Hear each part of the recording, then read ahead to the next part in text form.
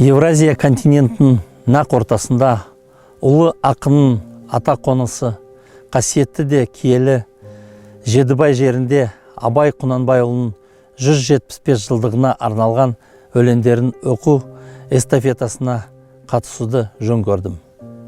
Эстафетаны Ақтоғай ауданы Муткенов ауылында тұратын 5 жастағы Алиден қабылдадым. Әсемпаз болма әрнеге, өнерпаз болсан арқалан. Сен де бір кірпіш дүниеге, кетігін тап те бар қалан. Қайратпен ақыл жол табар, қашқанға де қуғанға. Әділет, шапқат кімде бар, сол жарасар туғанға. Бастапқы екеу соңғысыз, біте қалса қазаққа. Алдын жалын, артын мұз, барар едің қай жаққа. Пайданы көрсен бас ұрып, мақтанды іздеп қайға алма. Мінінді ұрлап жасырып, майданға түспей бәйге алма.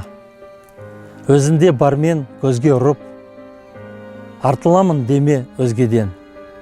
Күндестігін қоздырып, азапқа қалма езбеден. Ақырын жүріп анық бас, еңбегін кетпес далаға.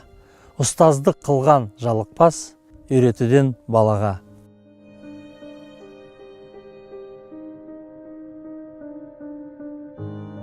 Эстафетаны Қазақстанның еңбек сіңірген артисі Шахимардан Қайдарұлы Абиловке және Қазақстан Республикасының парламентінің депутаты Құрманова Айзада Амангелді қызына жолдаймын.